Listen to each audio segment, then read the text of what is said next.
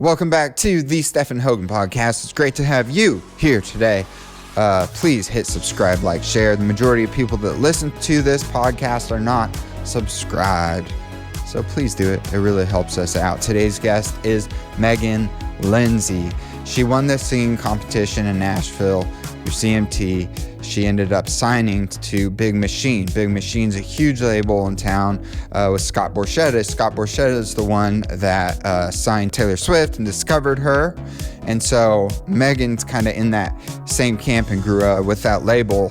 Had a group called Steel Magnolia and then performed on all kinds of shows. Jimmy Kimmel, you know, all the late night stuff. And then has had an interesting career because she ended up going on The Voice. She ended up going with Pharrell Williams, right? That's the name, Pharrell Williams. All that to say, she has a really interesting story of self-discovery, of being a woman in the music industry, of kind of discovering what it's like to go from being told who you should be to figuring out who you are and finding confidence in that. We have an awesome conversation, and I hope you enjoy it. Here is Meghan Linsey.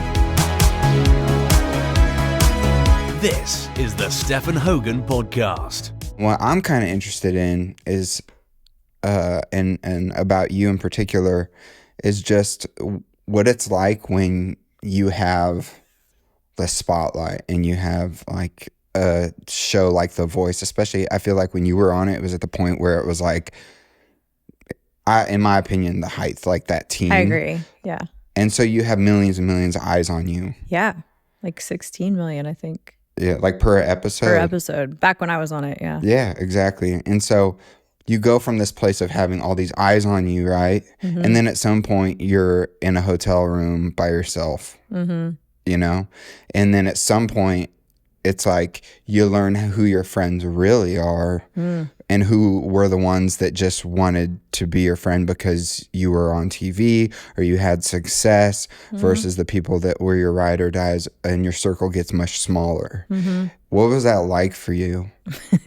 I always call like the getting off of The Voice process. It's like this with all the shows. American Idol, I have friends who do all of them, but I call it like post-show depression. Like when the show's over and you have to figure out like how to, because it's like such a high level, right? Like the production and like just everything's so big, and it's like for this 6 to 8 weeks or whatever it is, and then it's just like, okay, what now? Because you don't have the support and the budget, and you know you're trying to do this independently. So there's that. And that's hard. It's hard to figure that out. You know, for me, I like had I had shows booked, a lot of shows booked right after, just like acoustic. And I'm like, okay, well, we don't have pyro, but I have a guitar, you know? Yeah.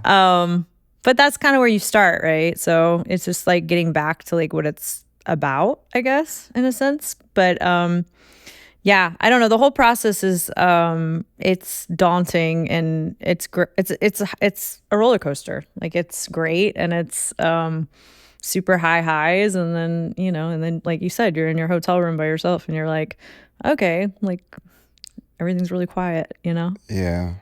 I heard an interview with Wiz Khalifa recently where he was talking about the same thing, and he was like, yeah, it's really weird to go from like performing to just being by yourself in silence. Yeah.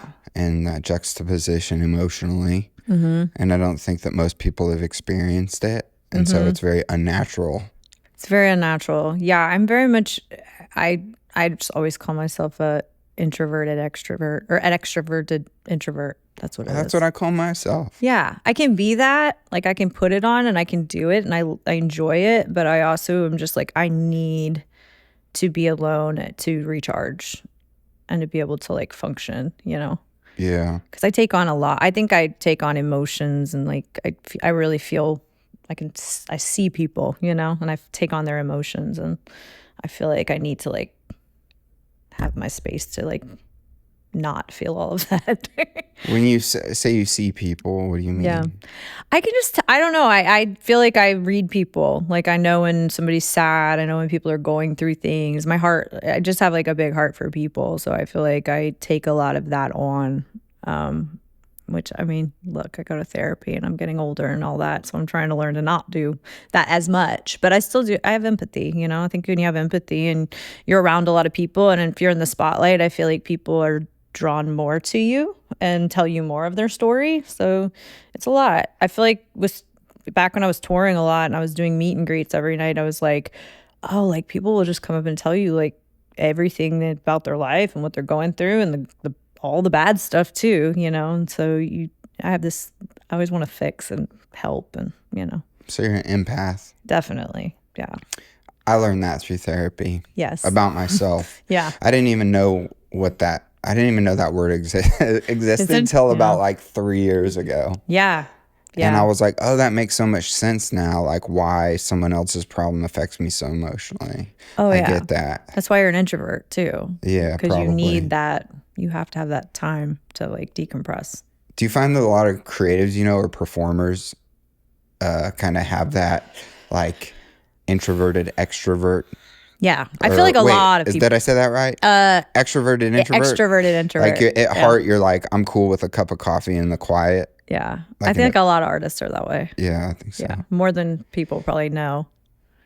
If you could go back and talk to your younger self and give your younger self a piece of advice about the music business, not all of the pieces of advice, just a piece of advice, what's the first thing that comes to mind? Just stop caring what everyone thinks. Stop caring what everyone thinks. Stop trying to please everyone. Because I think I did that for a long time, especially in my early 20s. Just like trying to like, especially when I was on a label and like just, you're trying to be like agreeable, And I was very agreeable to a fault. And I think that, I don't know, the things that succeed and the things that kind of rise above, I feel like are always the thing that sets you apart, like what makes you special. It's like, I don't need to fit into this box that everyone fits into. I need to just do what I do, and I didn't always do that. I'm doing that now, but it took a long time to get there. What was it like being under the label in terms of feeling like maybe they wanted to shape and mold and kind of curate who you were? That was hard for me because I have like pretty specific ideas about what I like. And I mean, I admittedly am like, okay, I'm like, sometimes I'm too hands-on and I need to like try to allow other people to do something that they're good at, like, and I've learned all of this through therapy. But for me, being on a label, that was the hardest part.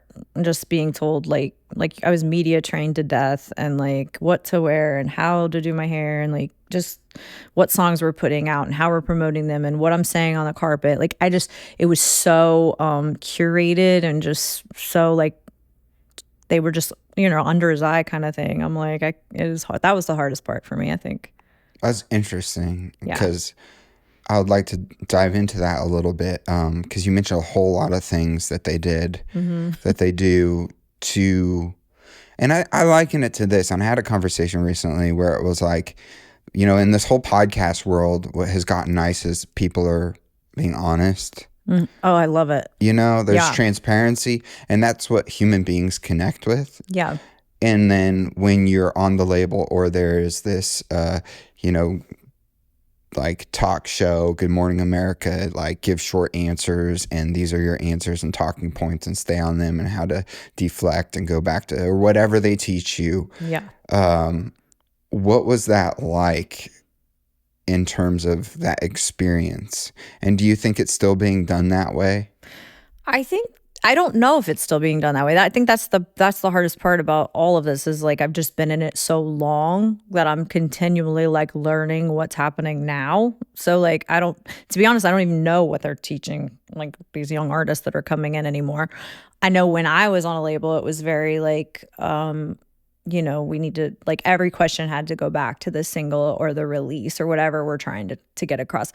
And I feel like that was a detriment to me as an artist because nobody really got to know me. Like in an interview, I'm looking at these interviews and I was also very young and very impressionable at the time, but I was just kind of saying whatever they told me to say, So nobody really knew me, like the real me, And what's it feel like now, feeling like people can know the real you?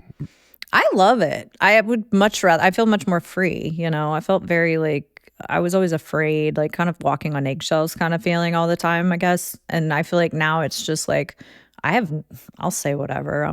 I've got myself in trouble saying too much, honestly. But yeah, I like that, and that goes back to what we were talking about with, being called names on the internet and stuff. It's like when you're being real and you're saying real stuff, you're not going to be able to please everybody, Yeah. So, What are some of the things that have gotten you in trouble? oh God.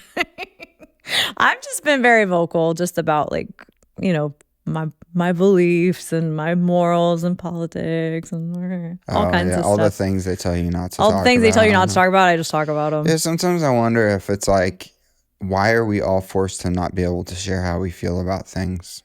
Yeah, Because you probably are like me in the sense that you have friends that believe different things. of course.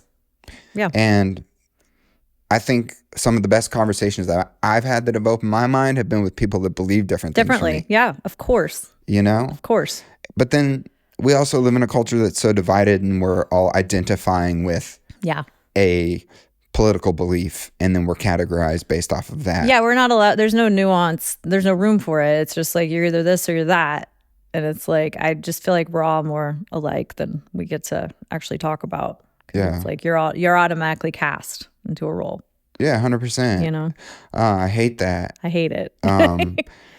What is one of the things that you've learned through kind of that process of speaking up? Did you find that people liked you more, a certain group of people, and then a certain group of people didn't? Did you find that you felt relieved in those moments, or did you just find that it ended up screwing you over?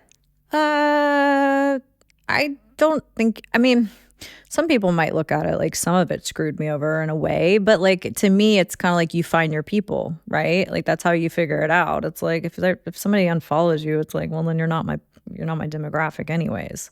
Yeah. So to me, it feels like a win because it's like you're really honing in on who your actual audience is. Yeah. Where are you at in terms of your goals for yourself? You said you're going to therapy. Yeah. And I know with that, just from my experience of years of it, it's like you just start to view things different. Mm-hmm.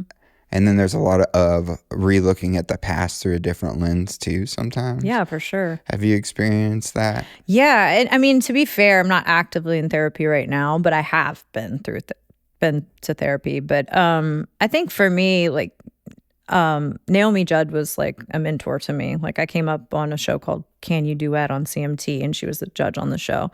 And so we got really close, and she actually hooked me up with her therapist and ended up paying for my therapy sessions because I was broke at the time. And she was like, I really think this would benefit you. So she's actually the reason that I started going to therapy. Wow. But it definitely changed my mindset on like just, I'm actually working a lot through, I think like right now, just forgiving myself for a lot of things that I did when I was younger and on the label. I think I like beat myself up a lot about that time. And I actually saw a photo the other day of like my band, like Steel Magnolia, my duo, like when we first started. And I saw that photo and I was like, oh my God, like I was a kid. Like I was like not frontal lobe, not developed, like a child basically. And I'm like, how could I have known how to navigate this, But I've for years have put so much pressure on myself for like, why didn't I do this or why did I do that? It was like, I was a kid and I was trying to juggle it all at one time and it was really intense, So I don't know. I feel like that's one thing I'm really able to see now and like kind of forgive myself and work through that. What do you go back and tell the younger Meghan? I just think I would have been easier on myself, like I just was so hard on myself and I carried the weight of the world. I really did. Like if everything wasn't perfect, it was my fault, What are some of the ways that you felt you were most hard on yourself?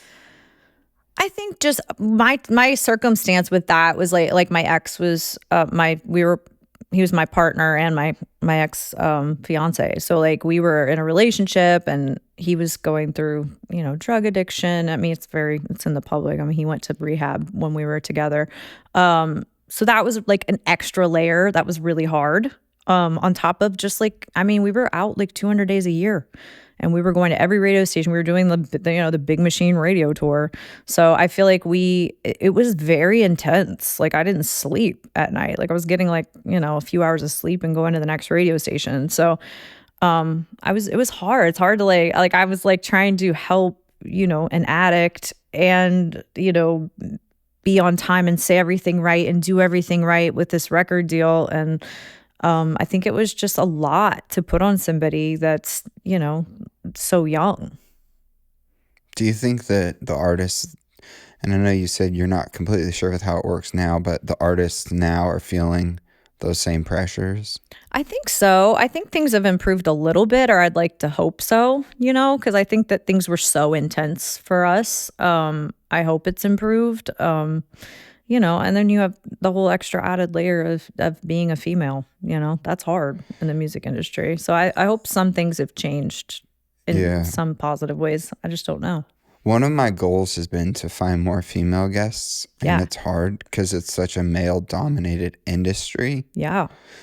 And when I like start thinking about like who could I hit up, and I've had a few really cool people on here that have kind of spoken about their stories, but we haven't really gone to the like female side. Yeah. And I would like to, if you're comfortable with it, because I remember when Morgan Wallen first got in trouble for dropping the N-word. Yeah. And I remember, I think it was like Maren Morris and Kelsey Ballerini.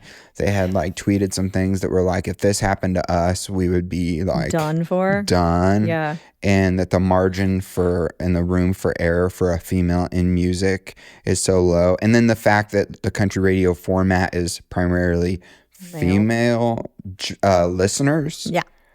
And so that's why the label signs so many dudes versus females.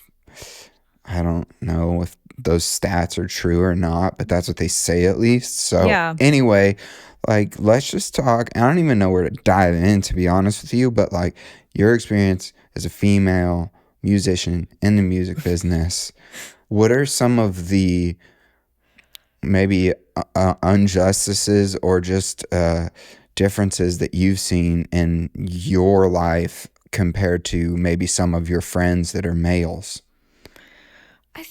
I'm looking at my manager sitting over here, so I'm just are kidding. you afraid to give the wrong answer? No, or like say I'm something totally that'll get you in kidding. I just trouble? know he's probably like, oh no, she's about to unleash.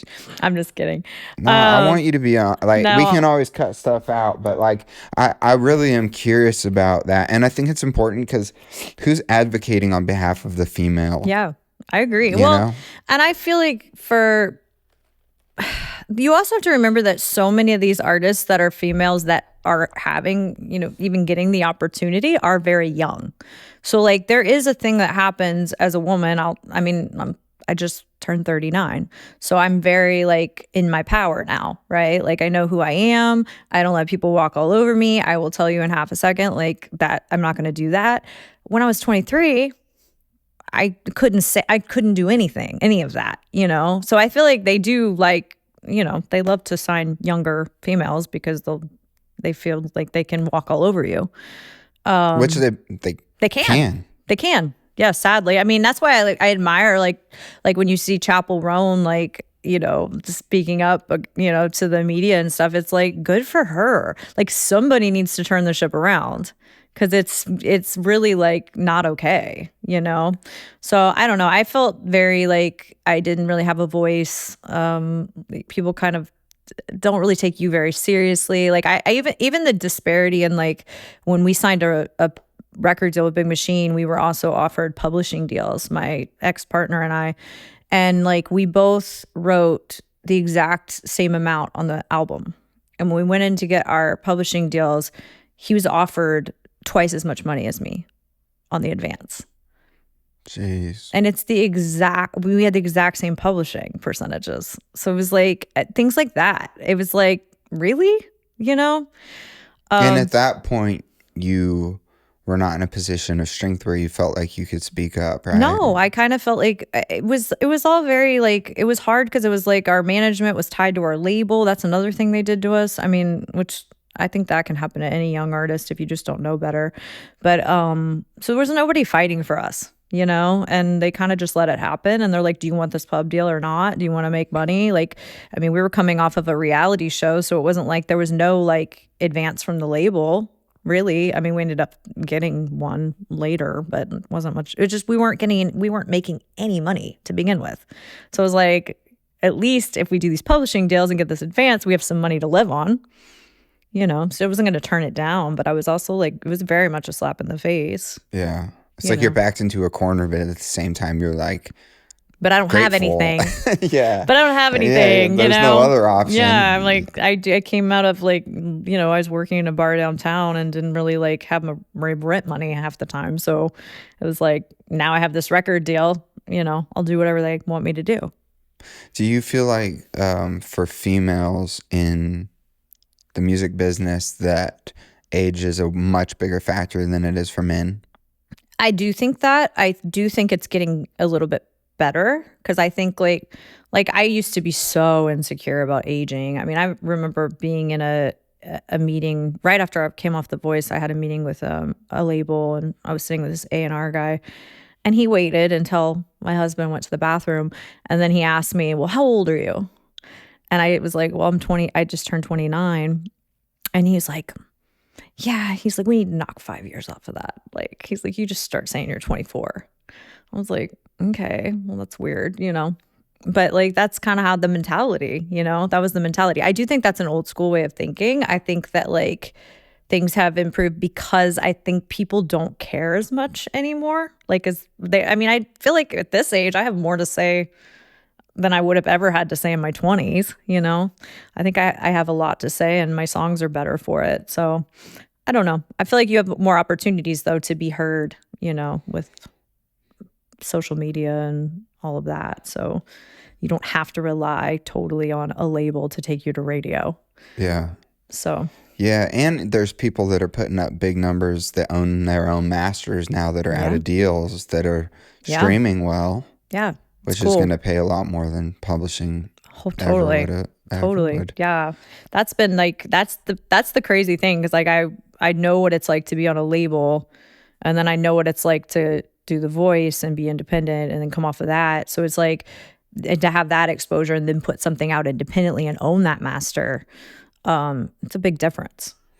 What was it like writing the tales of The Voice? I think it's all what you make it.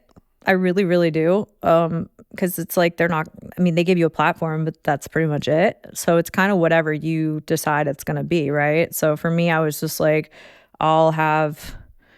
I made sure that I had all of my stuff ready to go, like as far as having an EP ready to release and like a single and everything. Like I had a tour schedule and I had stuff planned. So you were calculated. I was very calculated. Okay. Yeah. Because you had been, but you I had knew enough about the business. I had a record deal before. Yeah, exactly. So I knew like when this is over, like people will forget very quickly that you were even on the show, So I was like, I know I have to be ready for it. But I don't know. I think it's all what you make it. There can also be a stigma with being on these shows. Like, oh, well, they're a reality show, singer. Yeah. But no one can take away the talent side, which is the thing that I think is cool. Yeah. That's the thing I do like about shows like that is people being able to showcase their talent.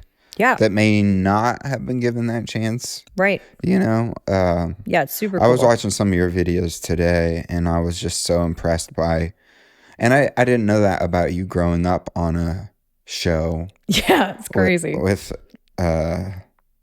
was it the Judds?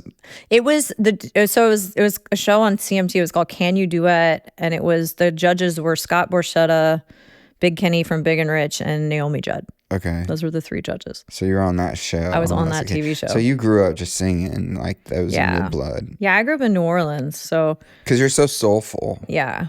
I grew up singing in bands with like, men that were like 60 years old playing behind a 14-year-old, That's awesome. So that's how I came up, and I feel like that's shaped like my sound and all of that. And that was the thing that we talk about, like, you know, finding your thing and your sound is like, I feel like a lot of that was lost in the Steel Magnolia days, because we would go in and they're like, oh, you probably need to take some of that vibrato out of your voice, or maybe don't growl so much here. And like, so I was very straight laced singing wise, even when we made our record. And then I remember people would see us live and they'd be like, oh, you're way better live. I'm like, maybe I just, you know, it's like, because they made me sing it straight on the record. Yeah, I couldn't be myself. I couldn't be myself. Yeah. Which is interesting too. It's just another control thing, man. But it's a lot of control. Like bringing it back to the female stuff, because I'm more questions there, and I digress, but I'm still interested in it. Because I think what we do know is, like I had stated previously, is the amount of female artists signed versus male artists is less. Maybe it's getting better. I don't really know, but I don't know if that part's getting better. I don't know if it is, but I do feel like the general public is aware a little more now. And I think if you're in the town, at least, you're more aware. Like, I didn't know that growing up listening to the radio. I just listened to what they put on, right? Right. Yeah, you probably weren't even like thinking about it. Yeah, but you don't know what's going on behind the scenes. Of course not. Yeah. But then I think about a young, you know, aspiring, stars in her eyes, Meghan, that wants to make it big and gets the opportunity to have a big record deal and publishing and all these things. And then you're kind of at a point where you have to go along with what they say because you really don't have a plan B. And like you said, your frontal lobe's not even developed. Right. And then we fast forward to now. Yeah. And you said your songs are better. You have more to write about. Yeah. Which is really cool. I find for myself personally, like, as I get older, I feel like my view of the world and view of life's just changed so much through age compared to, like, if I were to talk to my younger self. Yeah. But I feel like, if anything, like, one of the things I dig is when artists break at a later age. I love it. Do you think that potential now is greater than ever for a female artist? I do. Yeah, I do. I think it's like we've seen it happen, which is cool. You know, it's like I remember Brandy Carlisle being my favorite artist that no one had ever heard of. You know what I mean? And it's like, and then she obviously has had a great, like, last, I don't even know how many years now, but like I think she broke later, and that was cool to see. I mean, Chris Stapleton obviously is a man, but we all knew how great he was before he got his record deal, you know? I just think it's cool to see Jelly Roll's story, you know? I mean, it's just very unconventional. I think there's more room for, like, things that you don't think are, like, mainstream necessarily to break out, you know? Yeah. But I do you think it has to do with Gen Z? Because they're more like, from what the cliches, or the I don't know what the right word is, but the overall, like, I guess, stigmas to Gen Z is that they are more hungry for authenticity. They are. Yeah, and I noticed that because I do a program at the Country Music Hall of Fame. I've been doing it for like 5 years with kids that come in. They bring in the kids from high school kids to do this program with me and my husband, and we write and record with them and kind of show them, like, you know, what we do. And so I get to spend time with kids that age a lot. And I'm like, man, these kids are so much cooler than I was, or like the kids that I grew up were.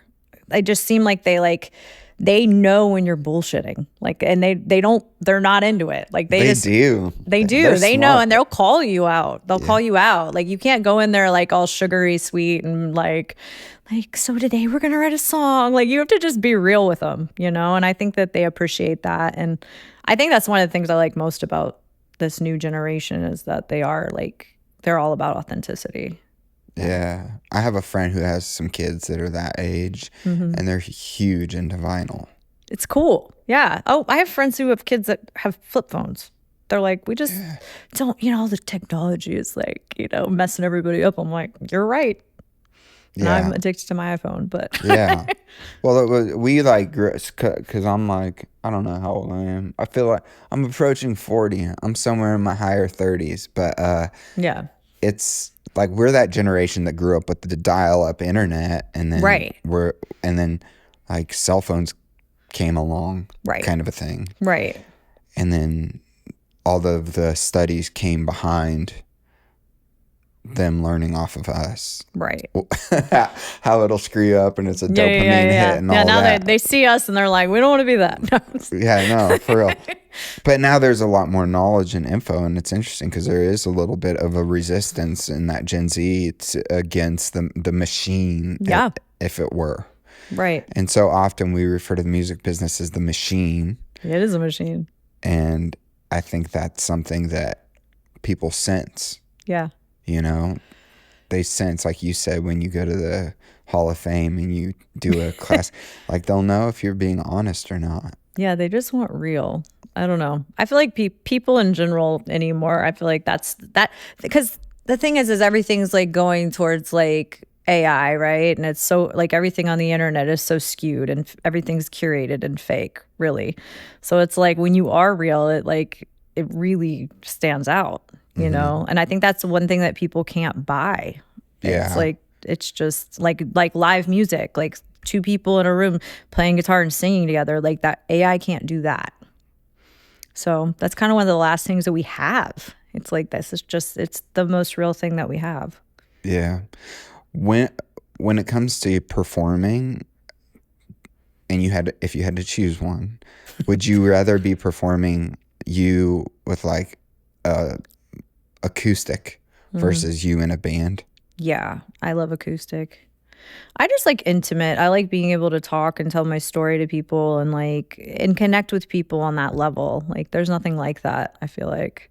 I love playing a full band and I love doing bigger shows. Like it's just a different animal, you know? Yeah. It's a different thing. I'm the same way. My favorite of listening of music or even putting on records, it's like you strip everything back and you hear the singer in the song. Yeah. That's like, I don't know.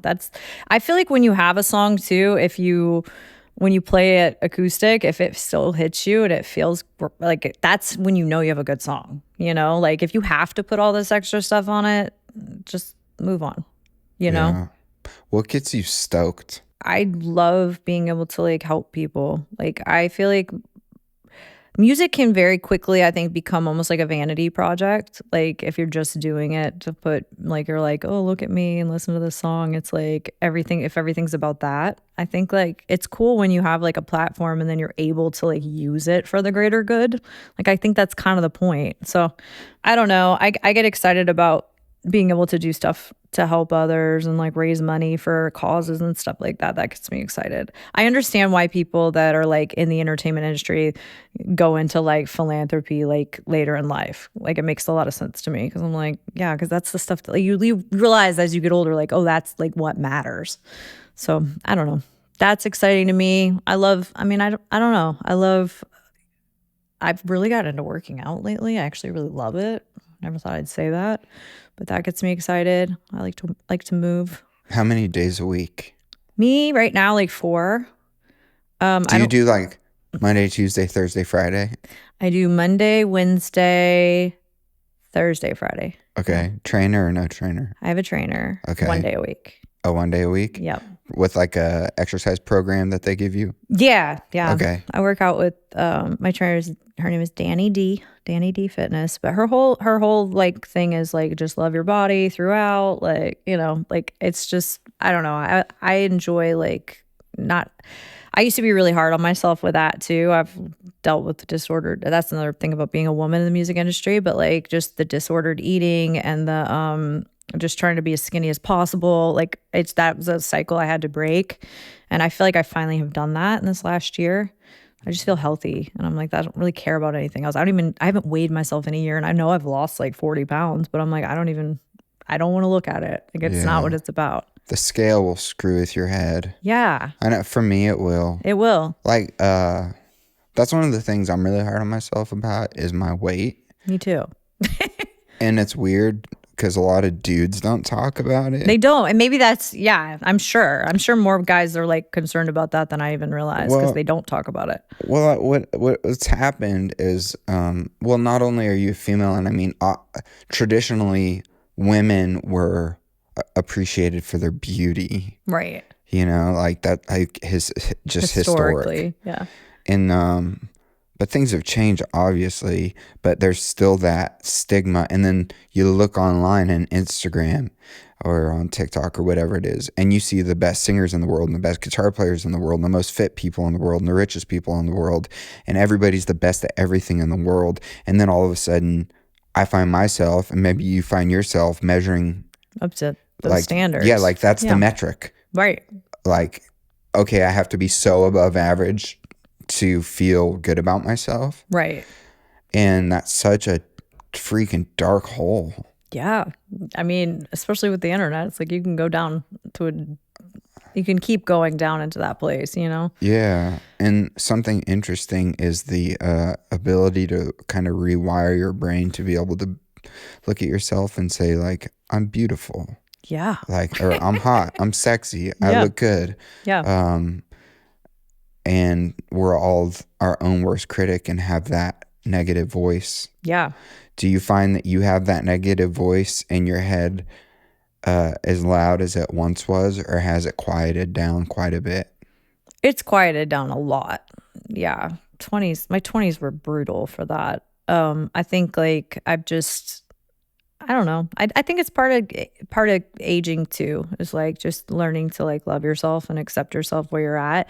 Plus, you go through. It's like I've been through things that are like have been, you know, really hard. As far like I had endometriosis and I had surgery last year. I had a brown recluse spider bite on my face. It's like I literally have been through things that have been so hard, and like I just like, oh, I'm just like grateful to be alive. Like I can go on a 2-mile walk, or I can like do this workout, or it's just like it's a blessing to be able to do those things. So I don't know. I think that like that really has changed my perspective. Also just like I meet so many young girls now because my husband's a producer, and so like he produces a lot of younger girls, and I'll be talking to them and I hear them saying the things that I was saying when I was their age, and I'm like, God, like if you could like I wish I could go that's when I wish I could go back and just be like, dude, like what, like I look at pictures of myself when I was like 19, I was like, why was I so hard on myself, you know? What are some of the things that they're saying?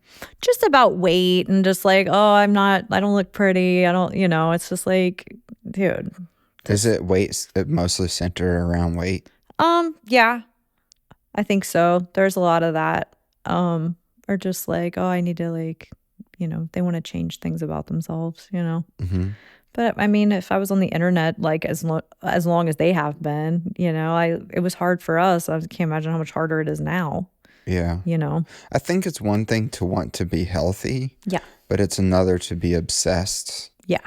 You know? For sure. And then the eating disorder stuff. Did you just find yourself just not eating? Oh yeah, starving for sure. Yeah. Yeah, I would just be like, oh, I need to look good for this. I'm just going to starve for a while, you know? Like that's the easiest way to do it. To do it. Yeah, I just wasn't doing it in a healthy way at all. Yeah. I was like, okay, I need to starve to do this so I look good in this dress so I can do this thing. And then your relationship with food, I'd imagine, gets real funky. Really funky. Yeah, you just start feeling bad about eating anything. So it was a thing that I was like, okay, that has to change. Like you can't, it's not sustainable. Like you can't live your life like that. Yeah. You know? There's this dude, his name's Chris Williams, and he has a podcast. He's from London, and he met with a guy, and they were talking about body image and body dysmorphia and stuff like that. Yeah. But they were talking about the current trajectory for men. Not to make this about dudes, but back to what we were talking about. And he said that if it stays the way it is on track, in the next decade, it will actually surpass women in terms of body dysmorphia, which I thought was really interesting. Yeah. I mean, I don't doubt that at all. So I think it's a guy problem and a girl problem. Yeah. But I think that it's traditionally been more of a female problem. Yeah. But I'm interested to see, like, you know, because I never have dudes be like, bro, I'm like feel too fat or whatever, you know. Right. But I think that as a female, you probably have more combos with girls that are on labels or being produced that are like, oh, I feel like I need to lose weight. I need to look better in pictures. I don't look good in that. Oh, I look too Right. fat in that photo. Right. Or I have this tour or whatever it is. What do you tell them? Man, it's hard. It's because it's like, for me, when I was that age, you couldn't tell me anything. Like really wasn't anything you could tell me that would change the way that I was thinking. It's like it's something that I had to like figure out on my own, you know? I just try to encourage them to focus on like, dude, just what do you have to, like, you feel this way, so write a song about it. Like, put that out. Because there's probably like a lot of girls who feel the way you're feeling right now. So put that in a song and sing about that, you know? That's kind of how I try to like funnel it. I feel like you have to funnel that energy into like connecting with people. Yeah. You know? What are some of the other, besides weight, things that you see that younger people are struggling with? Oh man, I just think there's so much comparison with just like, TikTok and numbers and stats and Spotify and all these things. It's like you're trying to like, oh, this person has, this many streams, or this person has got this opportunity, or whatever it is. I mean, I do that. We're all guilty of it. It's like, and especially young people, it's like you're trying to be like, I don't know. I saw this I saw this meme the other day. You've probably seen this. It's like the frog drawing competition, where it was like this person had spent like 40 hours like drawing this like insane like portrait of a frog, and it was like beautiful, and then another person had like drawn like a stick figure frog, but it was like a contest on the internet. So like the stick figure frog like won the contest. It came in first place, and then the other one was in second place. And I was like, this is like TikTok. Like, that's what it feels like. It's like you're putting all this effort and all, and sometimes it's like, it's like what they say about like water costing more at the airport, and like knowing your worth is, it's just like, what are you comparing yourself to? Like, is it a stick figure frog, that you're trying to keep up with? It's like, I feel like that's why you just have to do your thing, Yeah. The comparison game is definitely the number game, I should say, is a comparison game, but it's also just never enough. Yeah. Like, I can remember a day when I would have been like, if I have 1,000 views on this reel, I'll be happy. Right. And then you hit 1,000 and you're like, now I want 5. Yeah. And then it's like 10. And then it's like, the horizon just always is pushed out. Yeah. And then we find our validation in numbers and likes from strangers. And it's this huge dopamine hit. And I'm a big fan of Andrew Huberman. I don't know if you know who he is. He's a health dude, Stanford lab guy. And he talks a lot about dopamine detox. Yeah. And I find myself, funny enough, like trying to not go on social media. Yeah. To the point where I got a second phone that has no apps on it. Smart. Yeah. Other than just like two or three people in my family have my number. I don't know if it's here, but and I actually feel like physically, when I carry it, I feel physically better. Yeah. Like a physical feeling, not just like almost as if like I ate. Like if I had this phone with me that has my social stuff on it and work, and it's in my pocket, just like maybe like subconsciously I know it's there. Yeah. And then if I switch over to what I call my burner phone, just an iPhone 11, but it was like the most basic version that I could get at AT&T with a number. And I call it my burner phone, and it's with me when I'm hanging out with my little boy and my wife and at nighttime. And there's just like such peace that I find in that. Yeah. And it's because I'm away from those socials. Yeah. You got to get off the socials. It's hard.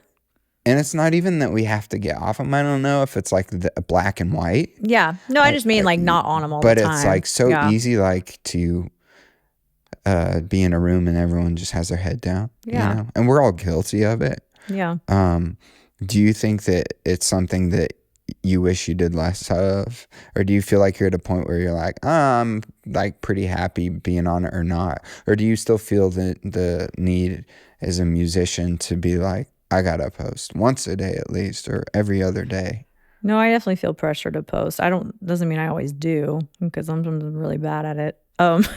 But I do feel like, okay, I haven't posted in like 3 days. Like I got to put something up and then I'm like, oh, I posted this video. Did anyone like it? I'm like refreshing it. Like, And then sometimes a month later, the video takes off. Yeah, I know. Have you experienced that? Yeah, that is a weird thing that happens with the internet, and especially with TikTok, because it's like it feels like it's not on a timeline necessarily. Like things will just pop up from months ago.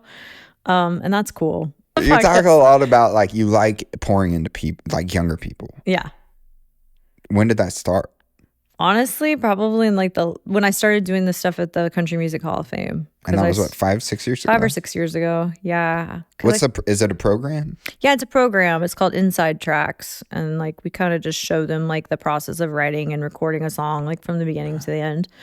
But it's just like, because you meet these kids and you're like, oh man, they're like really cool. Like they feed me. Like I learn a lot. Like just in the short time that I'm with them, I'm like, okay, like it keeps me young, and it keeps me learning. And I don't know. I just like, I see myself in them, because I'm like, oh, that was me not that long ago, So I don't know. There's just like, it definitely like feels like that's something that it's important for me to do. Yeah. What are some of the biggest questions you get asked from younger the kids? people? Yeah. Oh my gosh. And when we say kids, how I mean, old I are we call them talking? kids, but they're high school. Like Okay, high school kids. So like Okay. 14 to 18.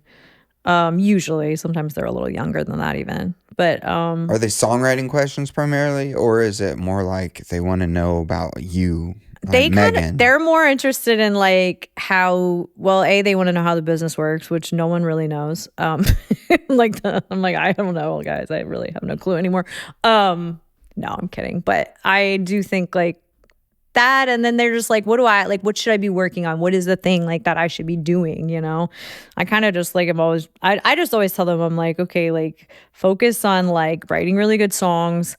Like if you are able to like learn like Pro Tools or like start with GarageBand on your phone, like whatever you can do to get your songs down. Cause like that was a big barrier for me, because I was like, how do I record these songs? Cause I don't know how to use any of this stuff. Right. So I always encourage kids to like learn the tech side too. And then I'm like, just put yourself out there. Cause I think our generation, like, I feel like we're very precious about the music, and like, it's like, oh, it's not done yet, I can't put it out.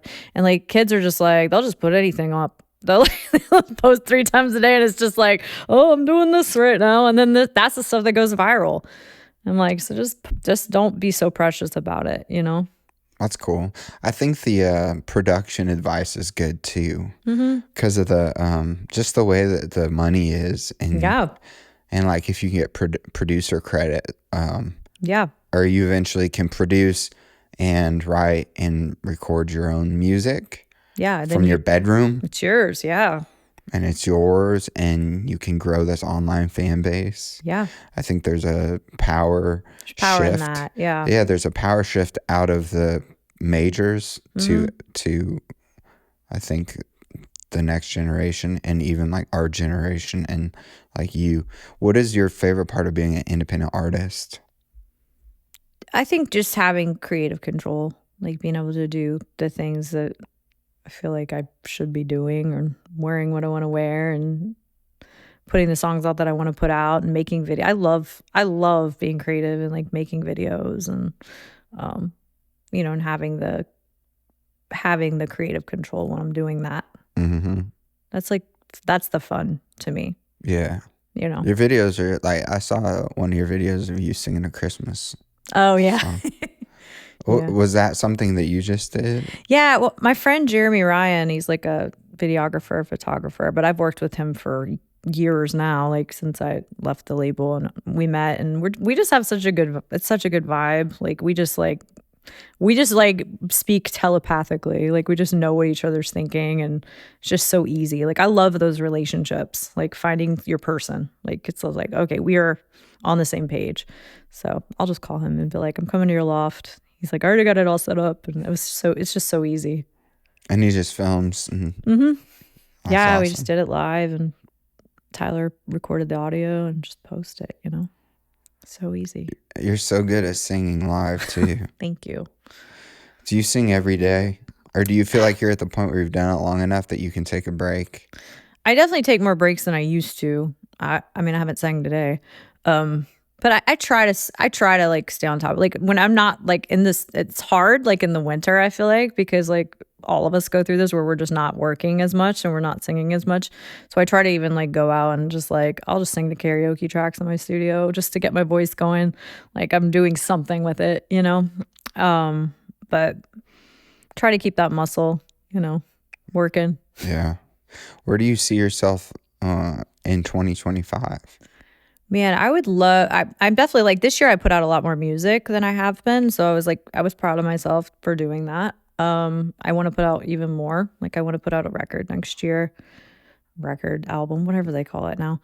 And I really want to tour. Like I have not toured in a long time. I did like a little West Coast run recently, but I just haven't toured like much. I just want to be out singing more. That's cool. Yeah. Are you trying to figure out a way how you want to go about touring? Yeah, I think like that's always like the thing. It's like touring is like it's expensive, and like if you take a band, that's like you're paying for everybody. Like when you're independent, you have to think about how you're going to financially do it. But I think like I just love playing like small venues and acoustic, and I think start there. And if other opportunities come up where it's like I can open or do something with somebody, that's great. You know? Yeah. Want to hear my my idea Yeah. that I stole from a friend? Yes, I'd love to hear This it. is called the house show idea. But basically, you go out, you tour, Yeah. but you set it up at people's houses. I love that. So they're small groups, but then you get to meet people and actually like form relationships with people. Yeah. But you have them all text like, "Hey, will you text like whatever the word is, like." It could be the date or like the word like Megan to 5623. And then it would get put into like a CRM for you. And then the next time you come into that market, you send out a text and you're like, hey, I'm like coming back. Like who would love to host it? And then people that were there are now going to invite their friends. Right. And then you start to like organically grow these markets. Yeah. Just by playing at people's houses where there's no overhead. I love that. And there's actually a group that's doing it. It's a duet. I think they're husband and wife. And they've been killing it. They're making like $200K off of just selling merch. Yeah. And playing house shows. I love playing house shows. And I was like, that is the coolest, like most out of the box thing. Yeah. That, you know, and then there's like the support option, but pay's never great. I feel like if you're doing support, unless support is kind of like I have a whole nother like business and I do like corporate stuff. So I like, to me, I'm just like, oh, if I had an opportunity, I could go out. Like, I don't like, I would let that kind of pay for that. And that would be cool. It would be more like that's just for, you know what I mean? Yeah. That would be just like a cool opportunity. And it's not necessarily like, 'cause, yeah, you don't make much money on support gigs. Even with Steel Magnolia, when we were out opening for people, we weren't we were breaking even, you know? And you're probably playing like arenas and stuff. We were playing arenas and we had a hit on the radio. Like it just, those spots just don't pay very well. How fleeting is the feeling of having a hit on the radio? It's very cool when it's happening, you know. It's like it takes forever. Like for us, it was like I think 9 months the song was released, and then 9 months later it was in the top. I think it was top 3 or something on country radio. So it took us a long time to get it there, you know. Did that feel like for you as a musician at that point, the pinnacle? Yeah, it felt like it was definitely on my list, you know. Like I had a list of, I right before I went on the Can You Duet show on CMT, I had like I'd just gotten like really into like The Secret and like manifesting and all that. So I had my list of things that I wanted to do, and I literally crossed them all off in a year. Wow. Do you journal still? Yeah. Like often? Yeah, I write out my affirmations too, just like all the time. And I just try to like focus on like, okay, what do I want? And like, you know, imagine myself there as if it's already happened. You know? Yeah. Have you heard of Joe Dispenza? I don't know. He's a guy that talks about he Sounds talks familiar. about, well, I like, because you imagine yourself, and it's like if you watch a horror film, you get scared, right? Right. And your brain knows, oh, this is made in Hollywood or whatever, but your body feels scared. Yeah. So your body doesn't know the difference between what's real and what's not. Not real. Yeah. And he talks about how basically you can start to program your body to feel Like- your future, Feel your success. Yeah. like feel what you want in the future. for sure. And it's kind of an interesting train of thought, but again, back to like our negativity bias is so strong. The fact that you write out those affirmations is cool because it kind of can help override that. You have to. I think, because trust me, I'm not like, I have plenty of days where I'm like, I mean, I struggle with depression and everything too as an artist. Me but too. I take medicine. I do too. I started taking meds in 2020 because I was like, I've got to do something to like get out of this. But I Was it for depression or depression. anxiety or just depression? really just depression. Yeah. I started just a low dose and I was like, oh, why didn't I do this sooner? I couldn't believe I didn't do it Like, sooner. oh, this is what it feels like to feel kind of normal, Like normal. again. Yeah. I was like, oh, this is what everyone else feels like. This is great. Like, I don't know. Yeah. I feel like that helped me a lot. My friends that take medicine for depression and anxiety that are in the creative world space is crazy. Yeah. Like, people would be surprised, but it's so normal for creatives, I feel like, to have brains that are wired in a certain way. Yeah. That is our biggest asset and our biggest what's the opposite? Assets and liabilities. Liability. It's our biggest liability too, in terms of the psychological self-sabotage, Yeah. you know? Yeah. It's also like the thing that like makes the songs good. So it's like, I know. It's the it human like aspect. fights it out, you know? Yeah, like someone has to carry the burden of being the tortured artist or Right. something, you know? Yeah. I think a lot of great writers were that way, Mm-hmm. and artists and poems and painters or poets. Poets. Yeah. Was there a point where you wanted to quit music or you stopped loving music? I don't think I ever stopped loving music. I started to hate the music business. I resented it in a way, I think. I've had moments where I'm like, what am I doing? Like, this is so hard. Like, and I've worked so hard. And it's like, I've definitely almost given up in that sense, you know? As far as the creative, like, I'll always love that. I love writing. I love recording. I love performing for people. I think that's why I stay in it. That's what keeps me going, you know? But as far as the business, yeah, I definitely wanted to quit. And I think every winter, I think my life's over, you know? It's like as soon as I don't have stuff on my calendar, because it's like, you know, middle of December, it's like, oh God, I'm like, is my career over? I think every creative feels that way though, you know? Which is an interesting thing about Nashville for people listening. Like, it just shuts down. Everything shuts down until like almost February, I feel like, is when things really start to pick up again. It's like, okay, what's going on? Yeah, the music business just goes to sleep. Yeah. Takes a long winter nap. Yeah, it's like hibernation. Yeah. I've learned to like it. But I found that interesting that you have loved it, the creative side, the whole time. Love it. That you never got to the point where you were jaded and you were like, I just don't want to pick up a notebook or write a song or sing a lyric or whatever. I mean, I go through seasons where I'm not as creative or like things aren't coming as easy. That's everybody. But I've also just like, I accept that and I just move on to something else. I'm like, okay, what else can I be doing? But there are definitely times when I'm just like in it. I'm in the zone and I'm writing songs all the time and it feels really good, you know? What would you tell the younger person that wants to move to town to pursue a career in the music business and that has the dream to get a record deal and that is maybe let me try to like frame the avatar of this person.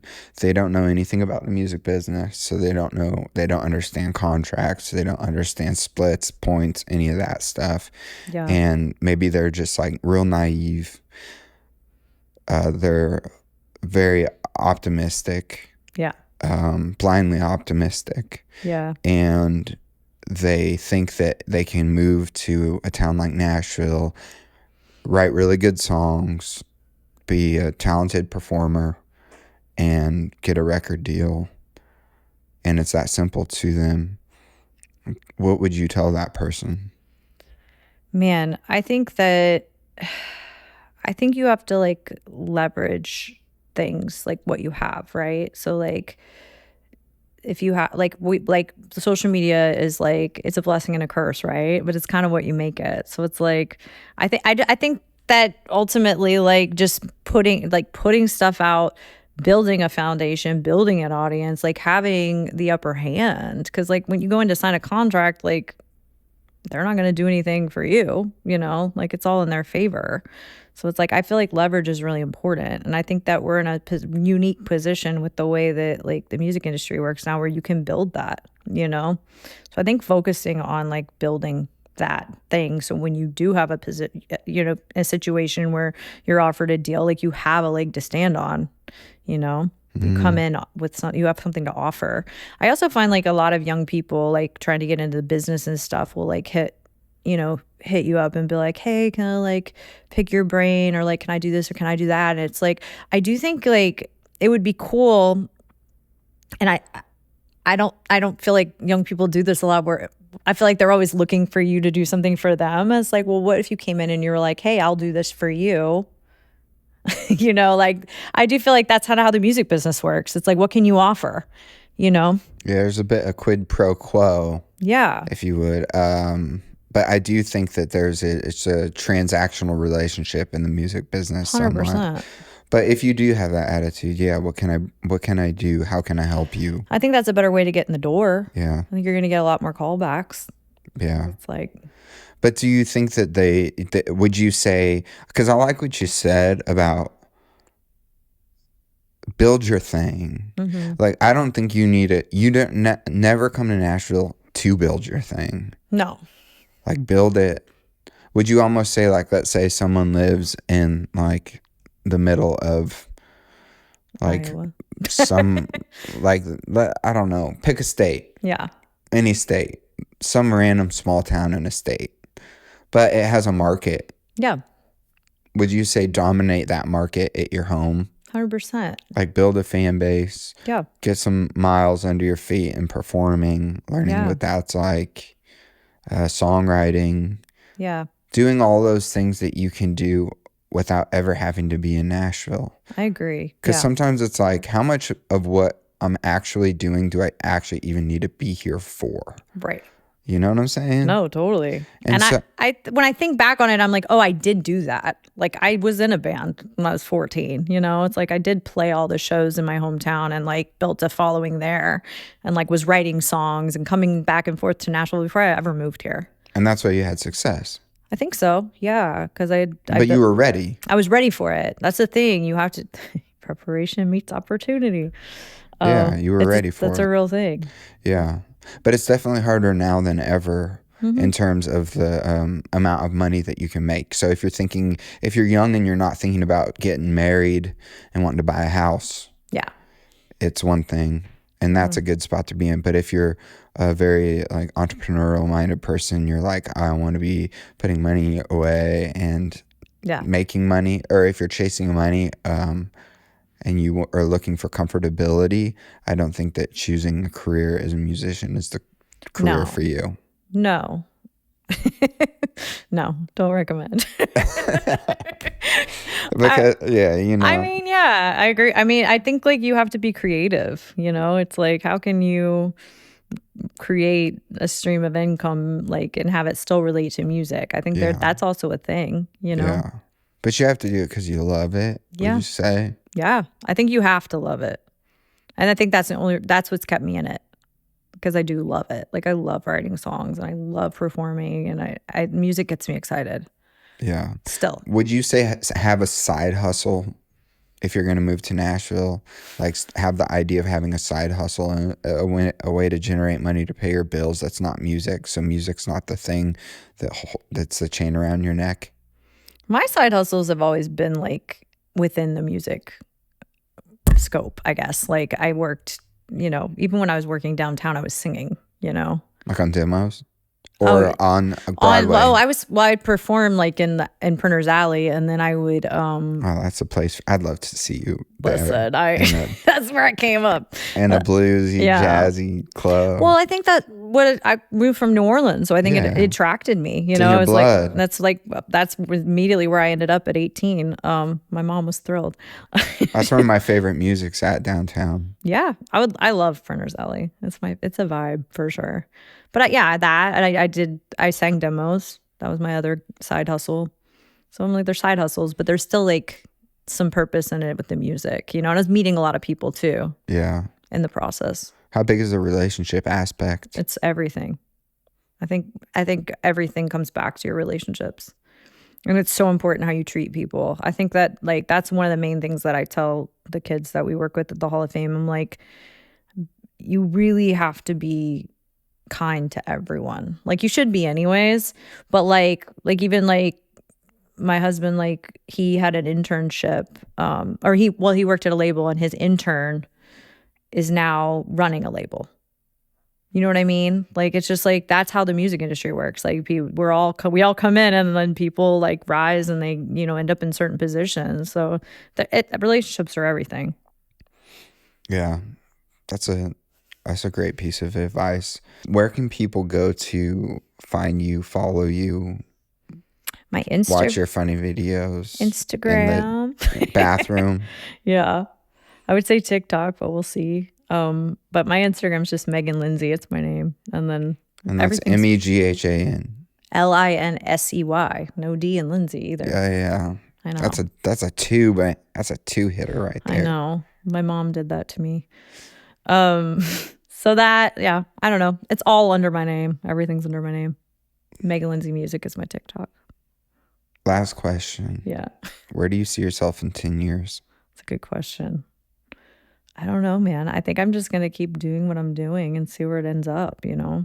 I think that like putting music out obviously I'll never stop probably doing that. And then the philanthropic stuff, I feel like I want to get more into that. Yeah. Just trying to like be at peace. I feel like I'm very much more at peace now at this age than I've ever been. And I think that's like the ultimate goal, is to like live a life where you're at peace with yourself, you know? Mm-hmm. Yeah. Naval Ravikant, or however you say his name, he says, a fit body, a calm mind, and a house full of love. These are things that cannot be bought. They must be earned. Yeah. I think that's it. And that's a wrap on today's podcast with Meghan Linsey. Meghan, thank you for being here. I appreciate it, and I hope you got something out of this podcast. Please, again, hit subscribe, like, share. Go ahead and follow me on Instagram at Stephen Hogan, STEPHAN. Have a great week, and I'll see you back here next week. Peace.